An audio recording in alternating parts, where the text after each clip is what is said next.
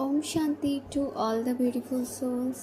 आज 6 जून 2025 की मुरली है, जिसमें मुरली का सार है, मीठे बच्चे, भविष्य ऊंच घराने में आने का आधार है पढ़ाई। इस पढ़ाई से ही तुम बेगर टू प्रिंस बन सकते हो।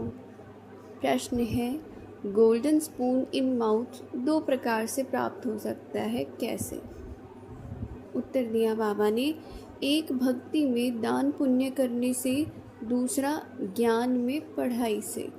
भक्ति में दान पुण्य करते हैं तो राजा या साहूकार के पास जन्म लेते हैं, लेकिन वह हो गया हद का।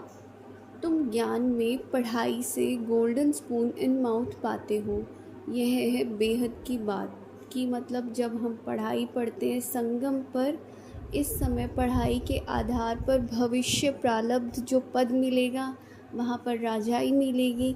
तुम देवी देवता बनोगे, प्रिंस प्रिंसेस बनोगे, तो तुम्हारे गोल्डन स्पून इन माउथ होगा।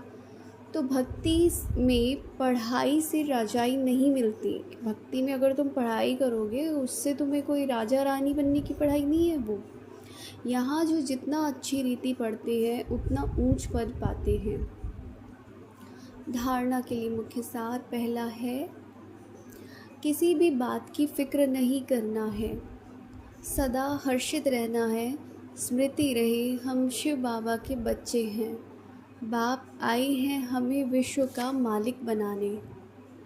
दूसरा, अपनी अवस्था को एक रस बनाने के लिए देही अभिमानी बनने का पुरुषार्थ करना है।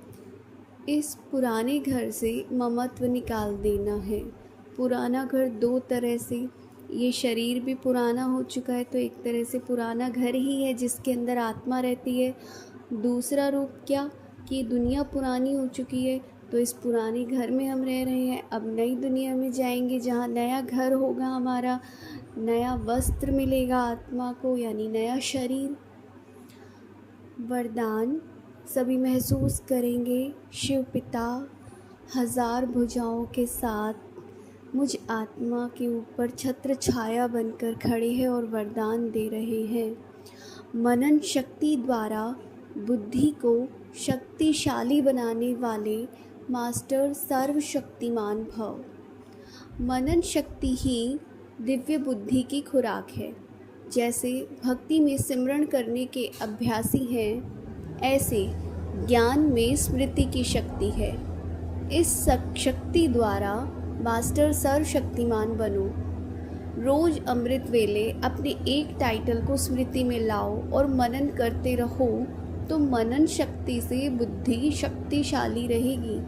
शक्तिशाली बुद्धि के ऊपर माया का वार नहीं हो सकता, परवश नहीं हो सकते, क्योंकि माया सबसे पहले व्यर्थ संकल्प रूपी बाण, उसके द्वारा दिव्य बुद्धि को ही कमज़ोर बनाती है। इस कमजोरी से बचने का साधन ही है मनन शक्ति। स्लोगन है, आज्ञाकारी बच्चे ही दुआओं के पात्र हैं। दुआओं का प्रभाव दिल को सदा संतुष्ट रखता है। अव्यक्त इशारा है आज का, आत्मिक स्थिति में रहने का अभ्यास करो, अंतर्मुखी बनो। कैसे बनना है?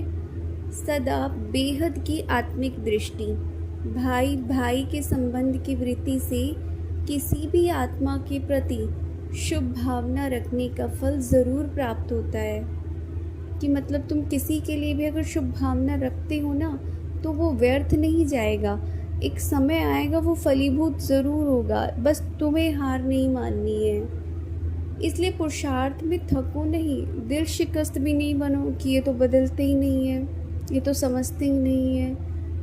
निश्चय बुद्धि हो, मेरेपन के संबंध से न्यारे हो। न्यारेपन का भी तुम्हें मतलब अभ्यास होना चाहिए, यानी डिटैचमेंट। मेरेपन के संबंध से न्यारे हो, शांति और शक्ति का सहयोग आत्माओं को देते रहो। अच्छा, ओम शांति। मुरली अगर आपको अच्छी लगती है तो लाइक और शेयर कर सकती हैं। Thank you.